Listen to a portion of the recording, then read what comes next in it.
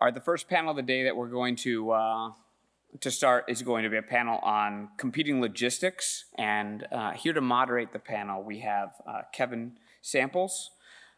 Kevin is the Associate Vice President of Defense Logistics for LinQuest Corporation, responsible for developing and executing corporate strategy to expand LinQuest's logistics portfolio with the Department of Defense. With over 35 years of experience in logistics operations, he is certified by the DoD in lifecycle logistics and program management. He's a retired Air Force colonel. He has commanded multiple organizations deployed in support of numerous operations. Mr. Samples is also the Vice Chair of NDIA Logistics Management Division and serves on the boards of the LOA and DLA Foundation. And he's also my best friend in the whole world. I appreciate it. Absolutely. Thank you so very much. Good to see you. I've never met the guy. Okay, so you heard that I have an Air Force background, right? Kind of intimidating, all these tough-looking Marines out here, and look at me. So that's an issue. How many people have used ChatGPT? Was it to write your wedding vows? Was it to write a paper? Okay, here's what I used ChatGPT for this morning, and this is proof, absolute proof that we're not going to be put, out of use as humans. This is what ChatGPT came up with when I said, write me a 30-second joke about Marines being tougher than airmen. Why did the Marine use a steamroller for his morning jog? Because he heard the airman was using a treadmill and he wanted to really flatten the competition. ChatGPT at its best. Don't worry, we're safe as a human race. Okay, so I say that because, number one, I do want to tell you how much I appreciate all the services, but the Marines have a special place, I think, in the nation's heart. I'm not saying that because I'm in a Marine environment. It's just the truth. You guys are the leading edge, and you really get it done. And for those of us that were in the Air Force, or whether you're Army, Navy, Space Force, doesn't matter, we're all part of one team, right? And that's what you have up here on this panel today, is a team of people who support the logistics community that are doing our best to keep the nation moving forward and safe and preserve our freedoms. All right, so it's a real honor as an airman to be here today. I encourage you, if you're not part of the National Defense Industrial Association, join it. It's free if you're in the government, if you're in uniform or civil service. I do help run the log division. Love to get you involved with that. We're on LinkedIn. I would appreciate if you reach out to me on LinkedIn, Kevin Samples, S-A-M-P-E-L-S. I'd love to link up with you and work together as fellow loggies to make sure we get where we need to be. All right, we have a great panel today. First, we have Kathy Welch. She's the Principal Technical Advisor serving as Wargame Lead for U.S. Transcom Future and Experimentation Division.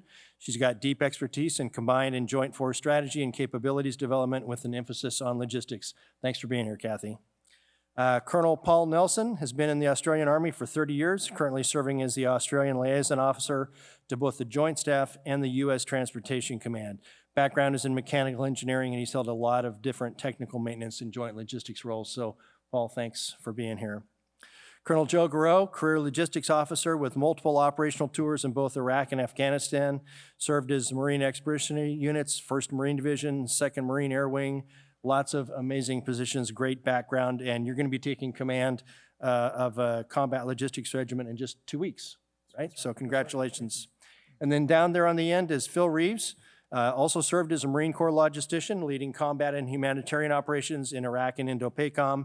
Been in industry since 2006, has done a lot of work for the logistics community, and currently serving as the Director of Business Development and Capture for Supply Chain and Logistics Operating Group at ASRC, which is one of the sponsors for the conference. So thank you all for being here today. Really appreciate it, and thank you all for being here too.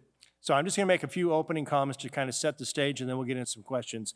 And we will do our best to have a Q&A session at the end. So think about what you might want to ask these smart folks, and we'll move on. So we all have heard the term contested logistics a lot, right? It's part of what we talk about, and it's a very serious concern. Wow, how are we going to do our logistics operations in a hotly contested environment where we don't have freedom of the seas, freedom of the air, things that we have become used to in the last 30, 40 years. Well, we're going to be in a much different fight in the future. So contested logistics is really a big part of what we talk about. And it's how do you get supplies from industry to the foxhole? How do you communicate with people? How do you do our job in an environment that we're not used to? That's contested logistics. We're not talking about that on this panel. We're talking about competing logistics. What does that mean?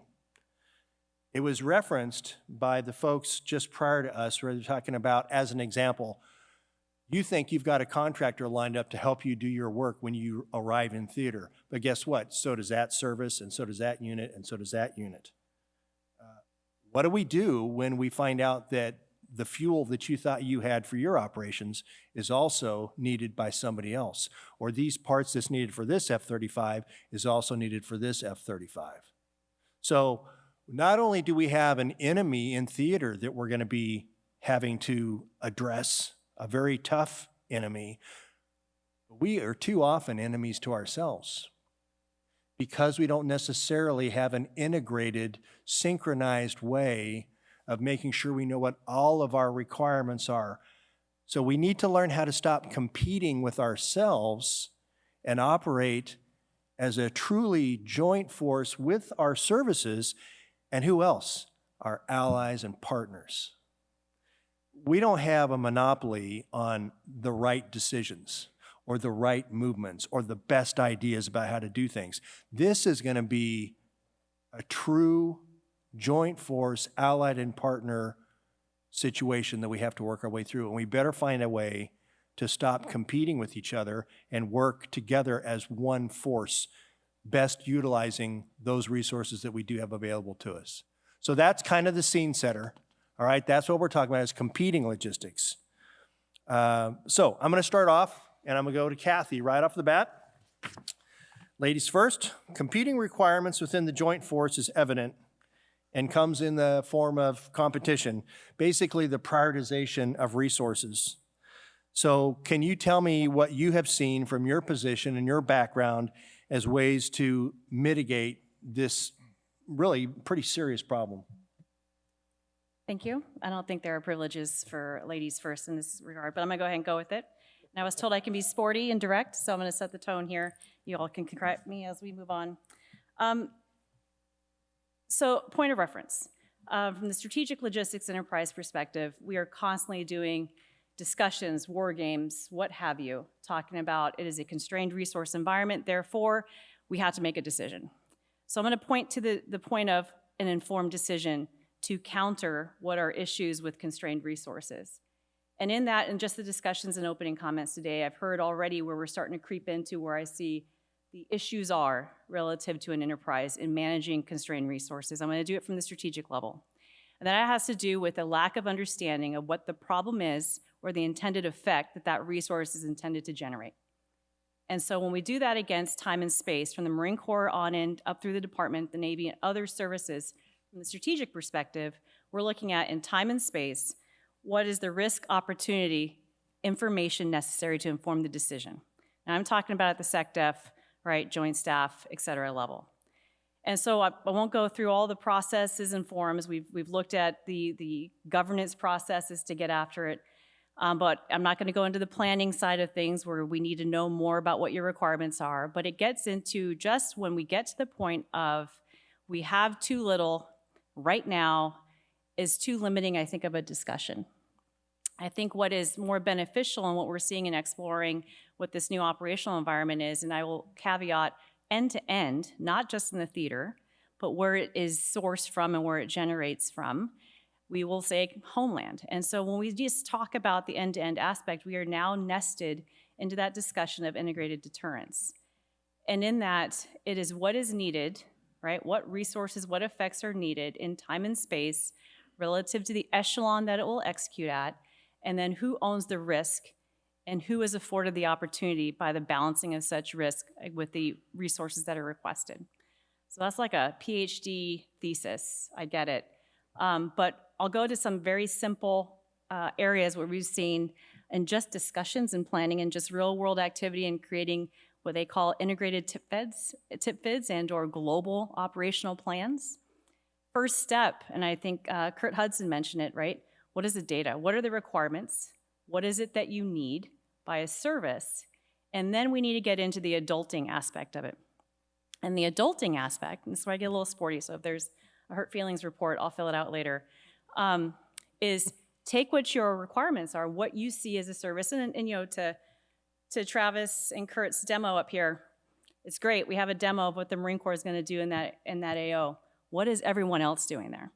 Because I can tell you, although the services are responsible for logistics, what we're moving towards is joint effects, joint logistics.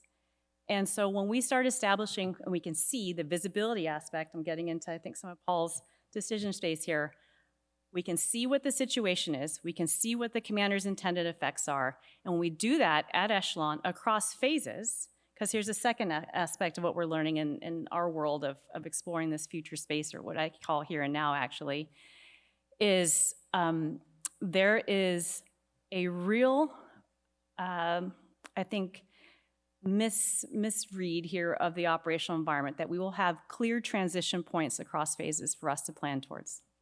But in reality, we're going to deal with protracted crisis to a point because the enemy intends to keep us below the threshold of conflict that will trigger phases to go into effect.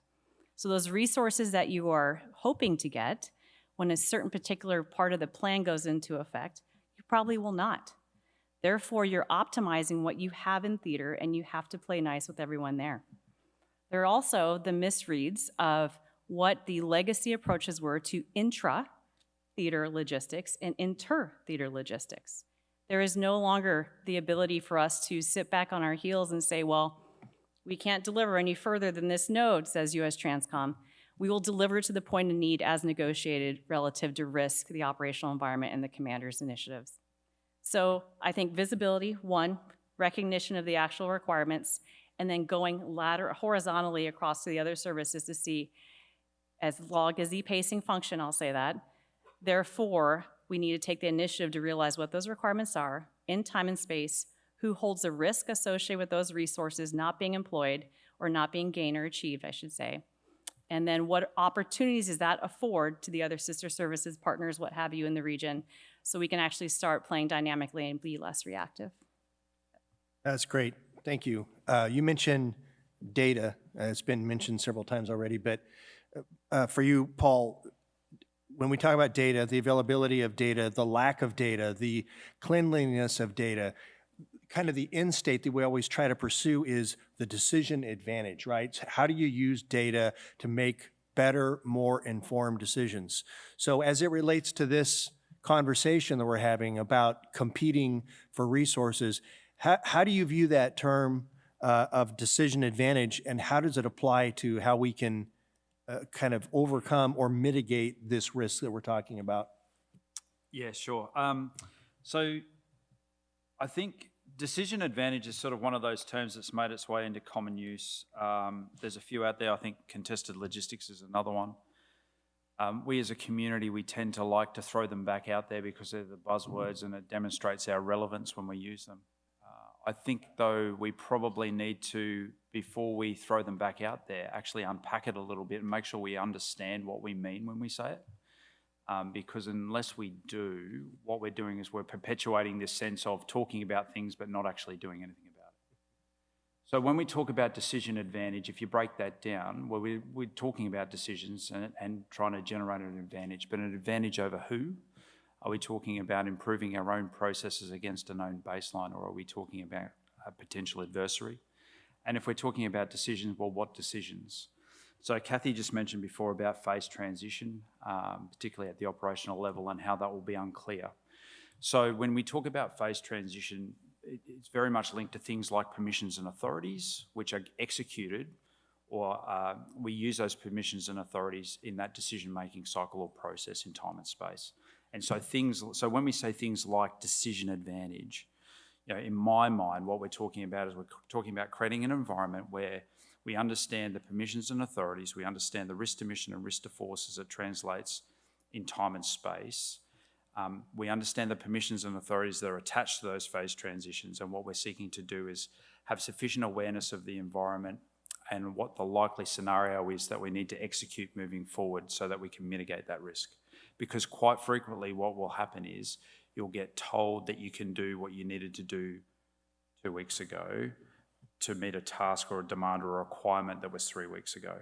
And so when you start overlaying that with the terrain of the likely operating environment, time, space and distance, you've got these disconnects in operational and strategic decision cycles and the permissions and authorities that are actually nested inside those very clear authorities that are written into Title 10 and other things on the US perspective in particular. And we even heard earlier today around the services providing that logistic support during the competition phase. Well, how do you actually handle that phase transition?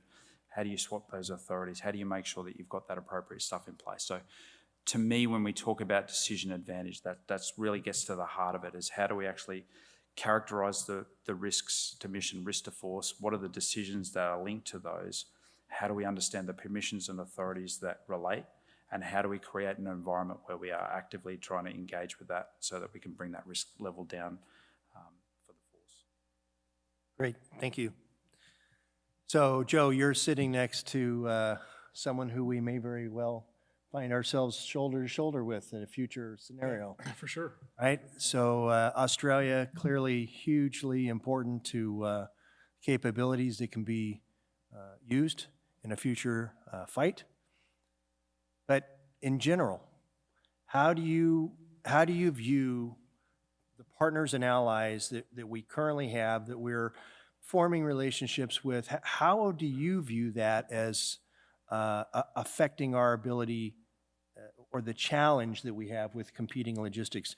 Clearly, they need their stuff, we need their stuff, but what do we as a team, as a force, how do we work together with our partners and allies to make sure that we're synced up and integrated in the way forward?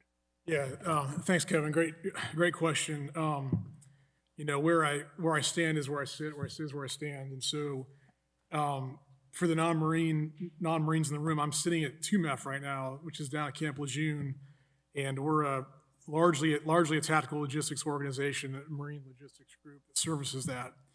And you know, we're small in terms of the DoD, the greater DoD of the Marine Corps. We're very small, and we've got massive requirements. And so about a year ago, we're looking at the EUCOM AOR, which is largely what we're responsible for out of Camp Lejeune. And you know, the logistical challenge set in the European theater, you've got just shy of 1 billion citizens on the continent. If you mix Russia into that, you're well over 1 billion. And it just gets glossed over. You know, it just kind of gets glossed over. Like, hey, the lines of communication are just going to be open.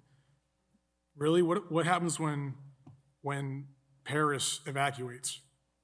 You know, what happens when Warsaw is no longer tenable? So we're having this conversation about a year ago, myself and Brigadier General McWilliams, who will be here tomorrow. And the conversation went into allies and partners. It was like, well, we're not going to do this alone. And a funny little joke is, how does a Marine logistician spell joint?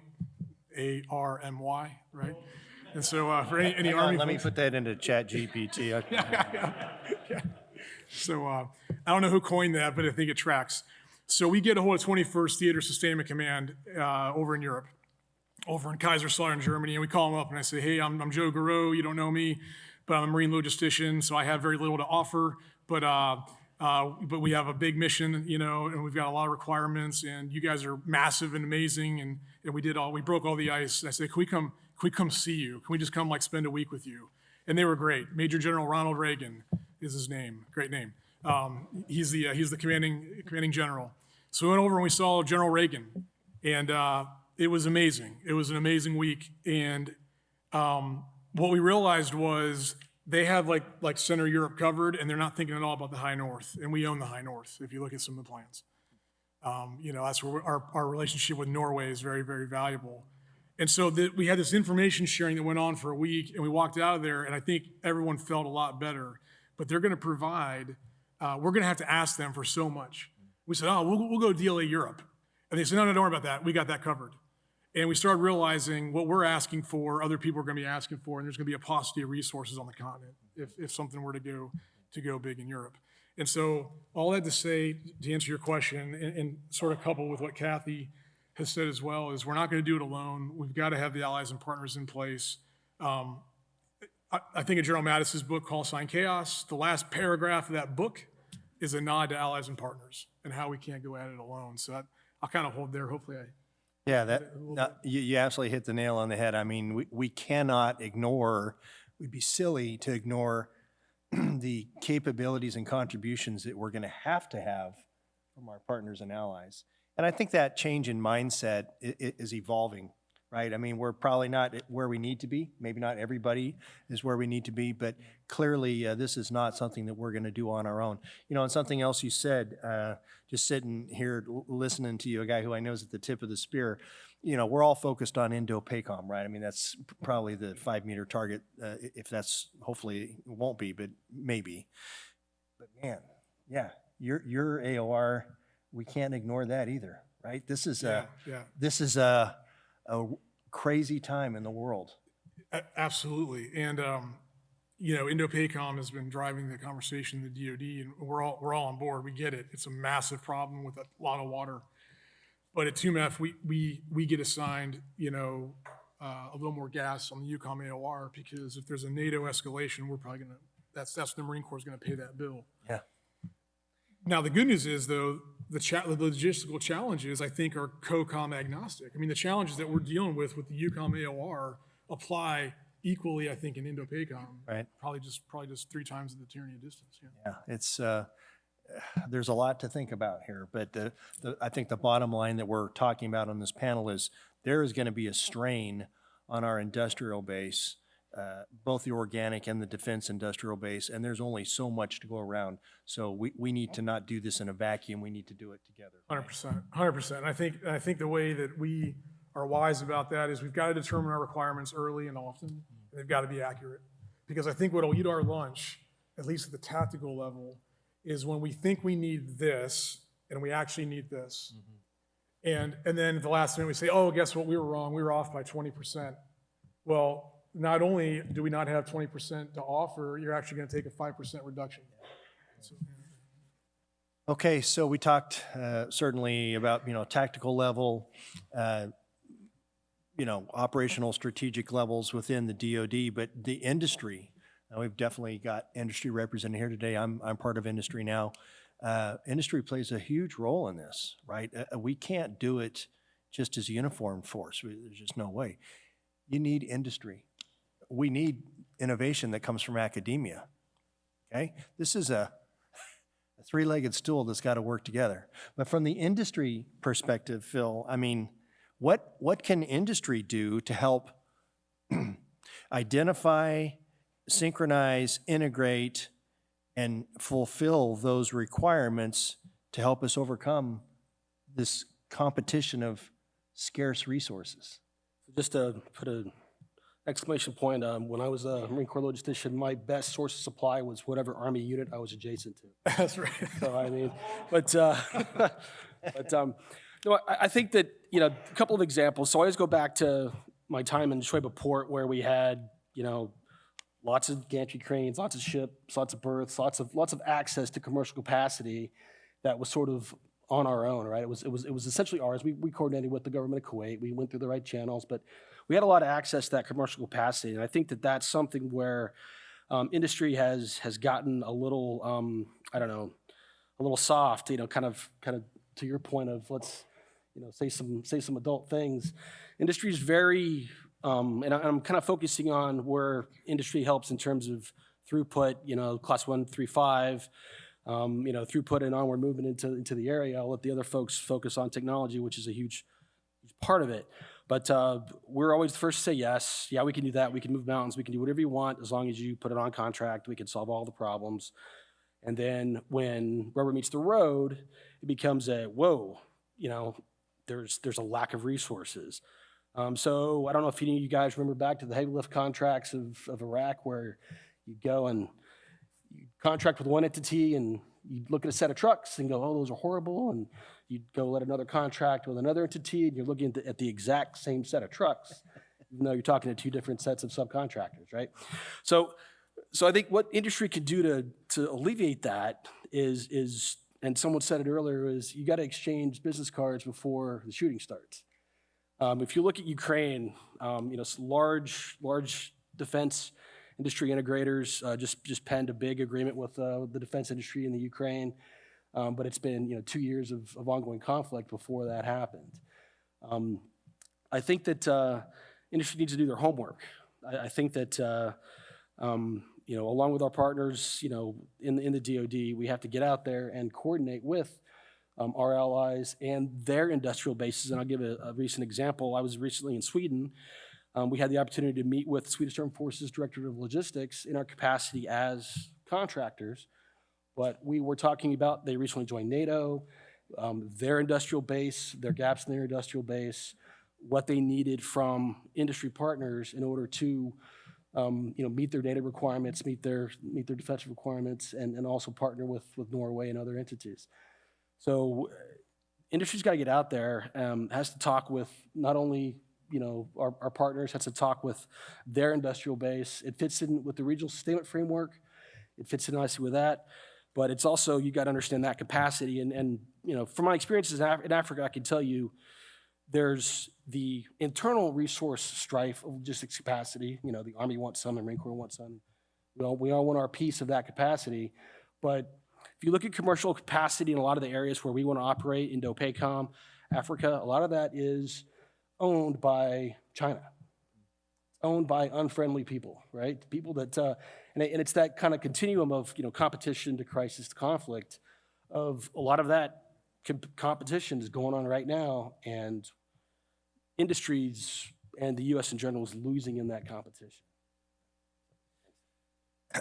So I'm curious, those of you that are not on active duty, that are serving in industry right now, in this room, how many of you served in the military, either in uniform or civil service, before joining industry?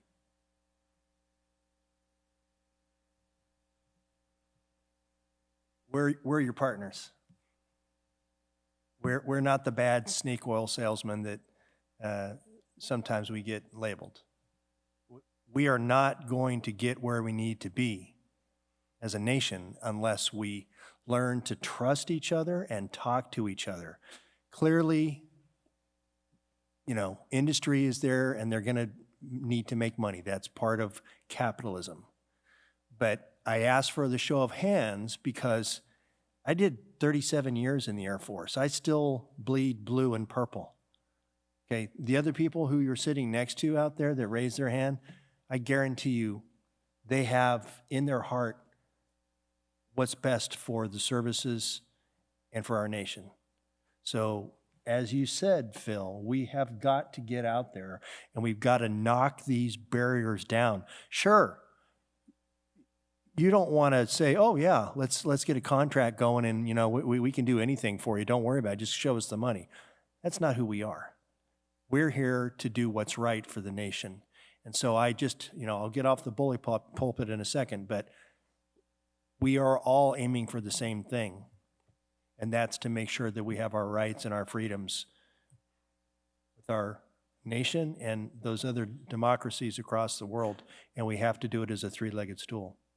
So, Phil, I appreciate what you said and look forward to continuing to grow the relationship that we need with our uniform members and industry and academia.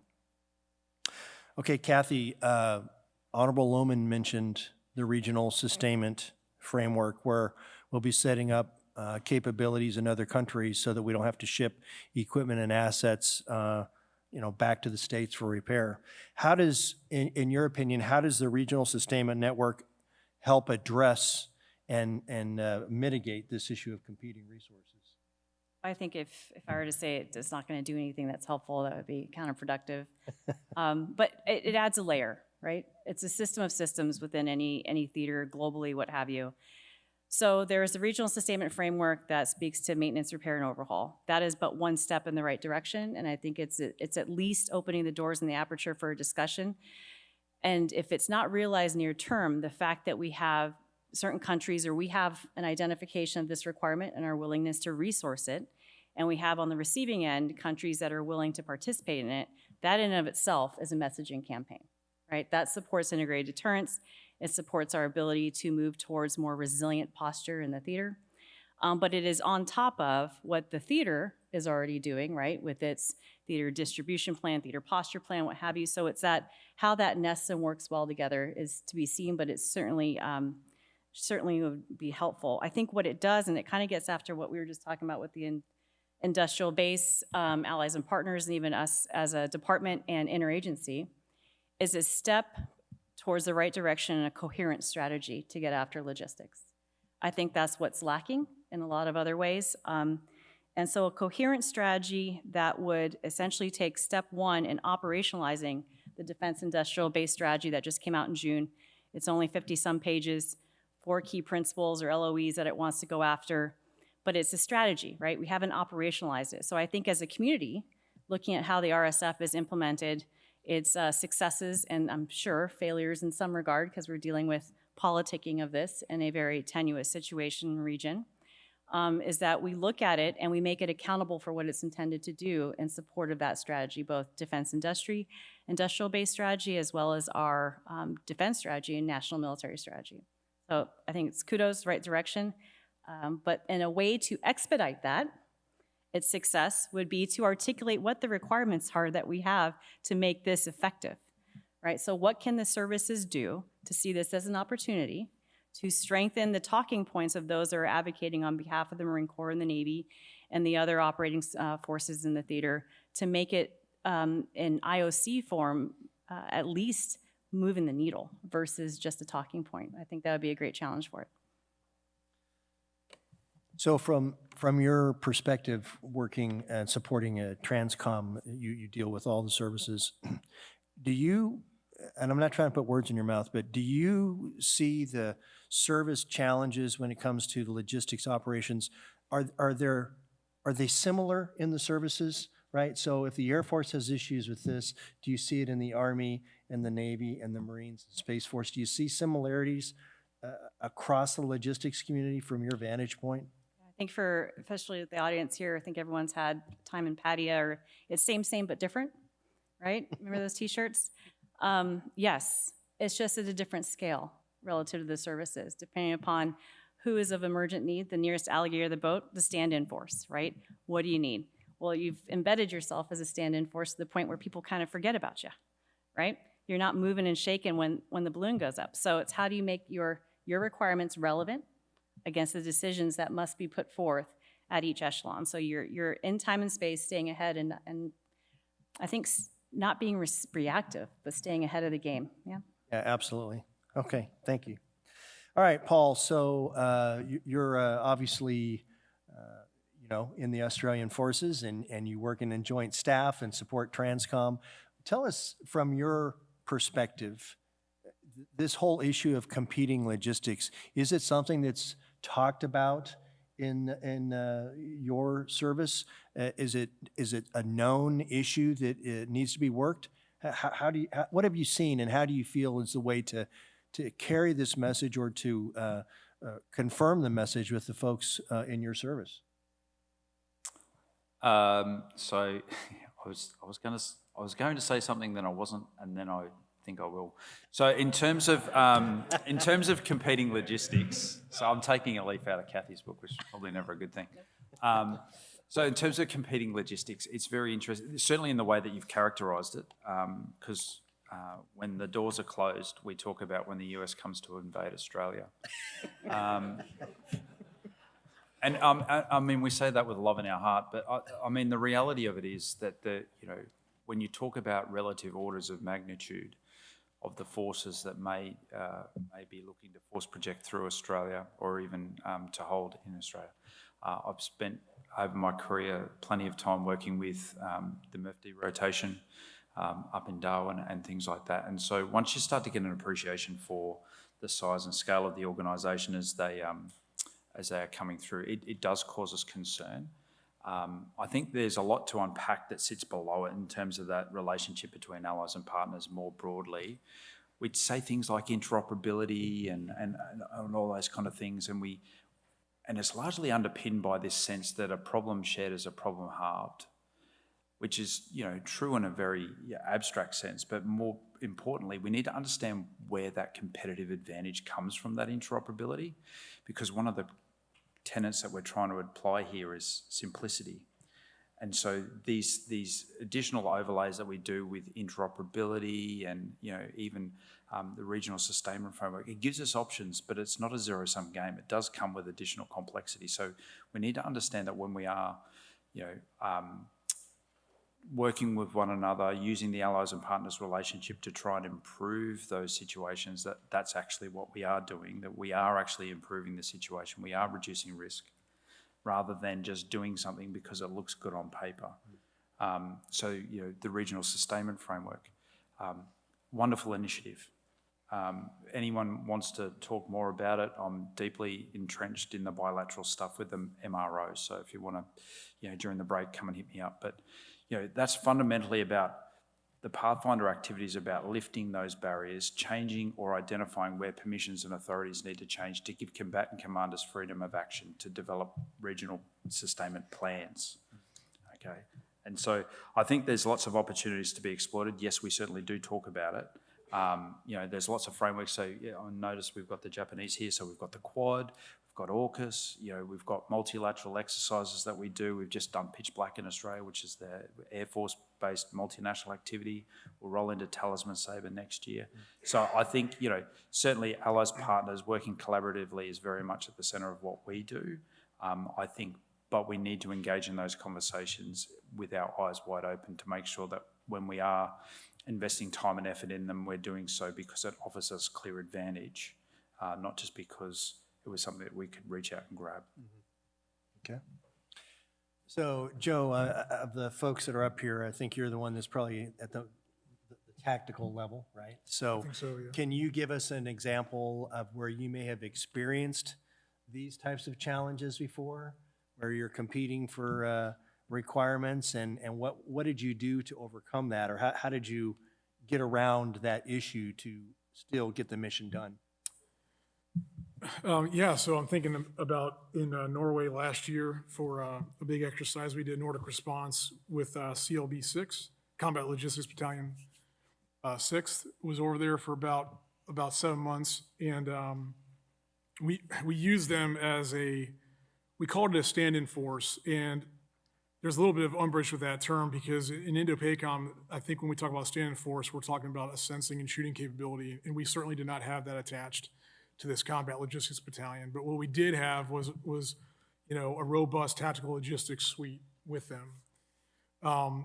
They became very I would say, restrained as Marine Forces Europe threw 4 or 5 exercises at them across the continent. And that was definitely a challenge. And I think the way we overcame that was no surprise, partners and allies, right? So with the accession of Finland and Sweden into NATO, that completely changed the landscape of the Norwegian and sort of Scandinavian part of Northern Europe. The movement corridors for 60 years, that movement corridor has been north and south. And when you bring Finland and Sweden you now have a west to east movement. Rail gauges don't necessarily line up when you go into Finland because it's old USSR and Soviet era rail gauges, but fantastic partners, both with Finland and Sweden. And I think that's what allowed us to cover down those exercises because, quite frankly, we wouldn't have been able to do it without the allied, partner nation support. So that's a perfect example, I think, right there. Hopefully that kind of gets after it. Yeah, I mean, so that was a positive experience. Very positive, yeah. So would you even go so far as to say you couldn't have gotten your mission done without their assistance? We wouldn't have been able to execute the exercise. Yeah. Certainly. Certainly not. I don't think so. No.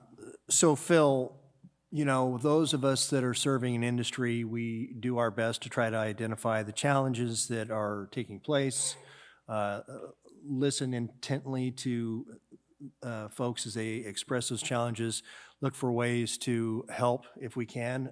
I think most companies will say, yeah, we can help with that, or if they can't, they'll say, but you might want to try this company, right? That's part of being good stewards of our nation and tax dollars and so on. But from your perspective, is there anything that can or should be done kind of at maybe a policy level or a change to our acquisition rules about, contracting, getting industry to be able to be reached in an expeditious manner if they are in fact capable of providing necessary solutions to client A, client B, client C? Sometimes it takes forever, right? Right. There's not time, right? They need it now. How do we overcome this, lengthy contracting process to be able to meet the needs of our clients and get done what needs to get done? I think partnering is probably the first. I would go two answers. Partnering, in other words, communicating throughout the acquisitions process, and number two, incentivizing the right things, right? I think industry oftentimes feels like that we're negatively incentivized. What do you mean by that? So if you don't meet X outcome, you don't meet X deadline, you're gonna, not get paid, or you're gonna get sort of a, have to pay back money, et cetera, those kinds of things. Instead of saying, well, meet this metric and you're good, right? I mean, so for example, DLA, a lot of the contracts that I work under are DLA contracts. They're very metrics driven. Customer directed fill rates of 90%, 93%. You make the metric, you're good. Okay, you exceed the metric, you're incentivized. Okay, so you can drive the customer can sort of say, look, I want you to make 90%, and I'm more focused on cost, or I want you to make 90%, and I'll incentivize you up to 97%, which focuses more on performance. They'll basically pay for performance, right? So that's one way, but I think the key is partnering. I think the key is making sure we understand the requirements of what you need built and continue to partner and discuss things throughout the acquisition process, because too often you get into these scenarios where I'm not trying to get ahead, I'm not trying to game the game, I've got a valid question, I contact a KO or a core and I can't talk to you. I'm in this zone of FAR or DFAR, the acquisitions process. I think that's part of it. I think the other way, and I'll give Transcom some love here, is the style of contracting. So, something that allows enough. If you want flexible outcomes, you need flexible contracts, right? So the regional contracts that Transcom's awards to do their, for example, their Africa heavy lift or their Africa ground movement, air movement, those types of things where you've got an environment that executes rapidly, okay? You've got, multiple contractors, so you're maintaining, price competition. No one's getting ahead, right? It's not that single award IDIQ that all of us love so much, but sometimes creates, its own issues. But it's got enough flexibility and enough speed to execution where, as a contractor, I know that if I put in a good faith bid, I'm going to get a good faith outcome. I may win, I may lose, but I'm going to be in that zone where I'm winning enough that it's profitable for me, but I'm also providing good service. I'm also providing good good value for money to my customer, right? And then I think the last thing I'll key off on that is when we're talking about incentivizing outcomes, and a lot of the contractors in here will probably hate me for this. I love firm fixed price contracts. Why do I love firm fixed price contracts? Because I can optimize it, I can incentivize it, I know my bandwidth, I'm gonna go in, and it's up to me as the contractor, as long as I meet those metrics or meet the outcomes needed, how much money I make or don't make. Yeah. Right, so incentivize me the right way, and I'll give you value for money. So here's what I took away from what you said, and because I'm looking at the crowd and I'm thinking, okay, do they give a crap, right? Right. And I'm being serious about that, and I apologize for my French. But firm fixed price contracts, IDIQs, blah, blah, these are all things that whether you are exposed to them in your current job or future jobs, they're realities. It's business stuff, right? I'm sorry, Go ahead. But it's also the way that you get to industry, right? Like Yeah. It's the way that it's the way that DoD gets to industry. Absolutely. So this is what I'm driving at. Everybody in this room will eventually retire. It's coming, one way or another. For our master of ceremonies, I'd say it's very near based on what I've seen from him. Small joke. You will need to transition at some point. And when that happens, I encourage you to have prepared yourself to know what industry can provide and some of the lingo and lexicon that comes along with it. If you choose to go into industry, I've known plenty of good friends who just said, hey, I did a 20-year career. I'm ready to go do something completely different. And that's great too. But the point that I want to make off of what Phil said is that we have to listen to each other. We have to learn to trust each other. We're not looking for anybody to inadvertently say a word and interpret it as, oh, you put us on contract, okay? And lots of times that's what program managers may think, or, we got to be really careful. And you do, yes, you need to watch what you say and do. But as a group of people who are all trying to get the same end result, just realize that we're all after the same thing, and we need to learn to trust each other. If you know you have a requirement, but it's not in your official demand that you've made, let your folks know, let your industry partners know. We have to be able to surge. We have to be able to meet your requirements. And when we have a known static, stable requirement, that's great. We can operate in peacetime pretty well. But we all know stuff hits the fan and all of a sudden you've got a requirement here. The closer we are knit together as a nation of logisticians trying to get the job done, the better we're going to do in defeating our adversaries. So I just, again, encourage us all to continue to work together. This gathering of professional logisticians here is amazing. This group of panelists, it's amazing. We all can and should be working together. So that's going to be the end. Yeah, go ahead, Phil. And just coming on your search piece and having supported things like Ebola, things where the contract I was managing came into a surge type capacity. Myself, my staff, none of my leadership ever brought up the hey, when are they going to pay us? It was immediately a partnership of, hey, there's a mission to solve here. Yeah. And the vast majority of the industry thinks that way because most of us are former, Yeah, absolutely. Competing requirements is something that we got to get around. Contested logistics, yeah, absolutely. And there's people, we are all working on that issue, but we also have to work on competing requirements. So I'm going to stop there with questions from to the panel and open it up to any questions or comments from out here in the audience. Yes, sir. Yeah, so Richard Day or Larry Day, I'm your acquisitions weenie here. So, along with Brad and a couple others. So I'm at POMLB, LI2S. I'm the chief engineer over there. And I've been on both sides of the street. Been a PM with SAIC and been over here on the government side of the car for 24 years. So I'll tell you, if you want to fix acquisitions, don't incentivize the status quo. I mean, from a, so we've got the lion's share of INL's budget, within LI2S, with GCSS, Marine Corps, D&I, PLS, all the bridging technologies. And the reason for a lot of that, and I completely understand your conundrum, we take systems and applications in silos of excellence, and they're managed as silos of excellence through their entire lifespan. You're not incentivized to modernize. I agree. Absolutely agree. So that's what we're trying to get away from that. It's not pretty easy. No, it's not. I'm telling you. So, but what we're trying to do now is take those by architecture, put them in Cameo, do some MDSE, try to figure out where we can optimize things and then drive on from there. So that's one thing. So I completely agree with you.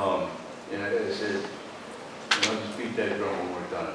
We're incentivized to manage the silos of excellence as the status quo. We got to get out of that shit, period. That's one. The other one, so from a data perspective, we're trying to get to a place, at least within LI2S, where we're not managing them by systems, we're managing them by the data within the systems.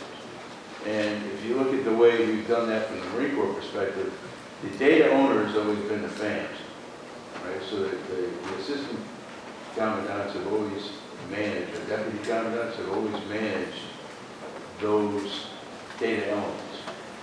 But from a system perspective, they don't always belong to them. You know, I can take Dismas as an example. There's elements within Dismas that belong to the acquisitions community. There's elements within Dismas that belong to log. So they're all over the place with TFSD, but you get TFSD as the FAM owning all the data within it. It's not really right. It should be the data, you know, not the system. So right now, from a data perspective, we within the Marine Corps are moving away from, you can see it in policy already, we're moving away from the FAM owning the data to DCI owning all the data.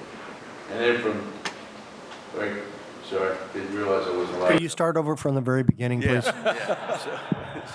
So yeah, I apologize. And I've got verbal diarrhea, so I apologize for that too. So the other part of this is, so from a data perspective, it's really about, what we're talking about is it's who's got what, where is it, how do I get it?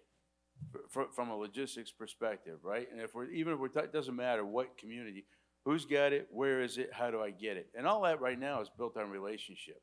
Every good damn story most of us have about getting what we need is based upon because we knew a guy, right? So how do we get from that to another area? And where I'm going with that is from a data element perspective, back to what is it, where is it, how do I get it? From the data perspective, the FAMs are no longer going to be owning the data. The data is going to be owned by DCI, so at the service level. So pulling away from that, being managed, and then it's going to the Don. So the Don is going to go to a point where the Don owns even the Marine Corps' data. Do you see, this is my question, so do you see a need for the DOD to own and manage all of the data at the services level in order to increase that visibility so that we can all see that data when it's needed, where it is, and how to get it, and who to talk to get it? It's an interesting conversation around access versus ownership. So we've been talking about this at the joint staff level a little bit. So you heard them talk about Advana earlier on today. So Advana is the system of record at the moment that's about providing assured access to data across US DoD.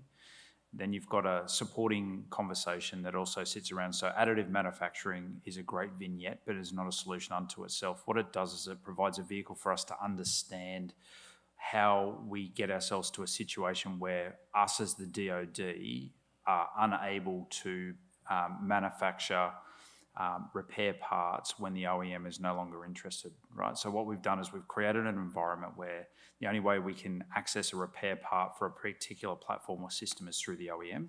Additive manufacturing is a vignette or a vehicle for us to unpack that so that we can get assured access to data sets to be able to do that manufacture. But certainly, as you've described, I think the conversation needs to be less about ownership, because then people get quite emotive about that. And it's about providing assured access to data sets in a way that allows us to surface that to inform decision making. And so at the moment, through CDAO, Advana is the platform or tool or system of choice. There's a whole bunch of other stuff you got made, service level systems, but largely what we're seeing now is a transition or a pivot across to Advana as being the assured data source. So that's my observation from sitting up in the Pentagon at the joint staff level. Other questions? Yes, sir. Yes, Joel Coulter, Neptune Shield. I'm jealous of Australia and UK because I've been working with you all in innovation hubs, and with 186 billion, my friends at Connecticut, UK, so of course, Joel, we're transferring what we do over to Australia. And I said, I can't get that because of a freaking firewall. But my question to you is, we have RTT, OT&E, and all. What would you like to see come out of the drone ranges, cyber ranges, in the logistics space so you can advance joint logistics? Okay, so again, serendipity maybe. So I spoke before about MRO. So I am the secretary for the bilateral working group between Australia and the US under the OSMIN framework. So one of the things that Honourable Lohman spoke about, touched on today, but co-sustainment. So specific to, I probably won't deal specifically with those platforms, but where we're moving to now is co-development, co-production, co-sustainment as that triumvirate. And we're moving to a more nuanced view of what co-sustainment looks like. So MRO bilat planning team is one of those facets that sit below that, but we're also now looking to expand the aperture. So looking at warehousing and distribution, importation. I'm trying to think what the other one was now. There's personnel and workforce actually. So personnel and workforce is the other really, really big one. So particularly in the STEM fields. So we talk about competition for resources and we talk about contract and we talk about, I've got the fuel, but you want the fuel. I'm telling you right now that will be the least of our issues. It'll be skilled workforce in those critical trade areas that we will culminate well before we run out of fuel or bombs. And so that's where we're heading at the moment in terms of the bilateral framework, and there is some work being done at AUKUS as well, but it gets a little bit emotional as people are protecting their terrain and real estate about whether it becomes trilateral or stays bilateral. If I could, since you asked the question, it wasn't geared to me, but I'm gonna throw it in there. And the cyber and the drone ranges of these battle labs, it would be outstanding for logistics to incorporate the effectiveness and the needs of protection of movement. Most notably, these units are not inherently in the planning scenario, associated with maneuver of logistics elements is not factored in when you're dealing with force protection inherently in the planning, so it's always a gap. So if you're gonna have things flying around and you're looking for something to watch over, I would nominate logistics elements. Thank you. Last question, and then we will take a mental snapshot of the panels. That way at lunch you can have any conversations as well. Yes, good morning. Kim Smith, 3rd MLG, Okinawa, Japan. So when we talk about doing sort of logistics in the competition, we don't just plan competitive logistics amongst the services, but competitive logistics amongst the population as well. And I was just wanted to know what your perspective on that is, and has there been conversation around that when it comes to being able to provide the best logistics options and then trying to get away from joint genocide of contracting and then being able to also tap into the population? So there's a little bit in that one. Contract fratricide is something that we do talk about quite frequently. I think host nation support is a useful tool during wargaming to make logistics problems disappear. I think more broadly, both of those problem sets are underpinned by our inability to clearly articulate what the demand or the requirement is, at least to a rough order of magnitude, so that we can actually have informed conversations, which is a very wordy way of saying, I think it's still a problem and we're not really actively dealing with it. We acknowledge that it's there, but I haven't seen anything that gives me great confidence that we're dealing with the problem in a meaningful way. So I'll take a stab at this. Sorry, Phil. From your question about, so I wanted to start with this, contested versus competing versus what you just described as congested as well, logistics, right? And we see this in the NATO context, we see this, but I think General Jenkins, NORAD Northcom J4, Joint Staff J4, I'm looking as if he's still in the office. We have a gentleman here in SES that used to be, but the idea of what we're doing for Homeland Defense, right, instantiates what you're talking about for the logistics side. It's what we need for DoD logistics relative to what civil society needs. And so there's a two-way conversation there, which we always bring up when we're dealing anywhere but CONUS. I think to Paul's question too is when we're in other countries, right? There's a responsibility to provide logistics for the military forces. I don't say US military forces, right? As well as to articulate where there are opportunities for civil support to military activities, right? So it's a two-way conversation of taking advantage of who can do what when, but it's, again, an adult conversation to say, you have to show a peek behind the curtain as to what it is you're doing military so that the others can see what they need to do for you. But it is, that is where you get into the decision-making of who needs to do what, when, and why are you doing it. I lay this out every time at a war game, and it's a aha moment. Had we known you needed to do this, we would have, right, moved our things over here and got our decision points, especially in Japan with a diet and a different type of governmental structure. You're going to have, their decision cycles are different than ours, right? So it's kind of incorporating those decision cycles into the planning. And sort of from the industry perspective, it goes back to doing that homework and understanding needs on the ground, the capacity on the ground, and then what can you appropriately leverage from host nation support, what you're going to need to bring in, and you know what that delta is. Okay, I'd like to thank the panel members. It's great for you to be here and to provide your insights. Thank you very much. And I'd like to once again thank all of you that are here and doing your part to support our nation and our freedoms around the world. I hope it'll be a great rest of the conference, and I look forward to talking to you in the hallways. Thanks very much.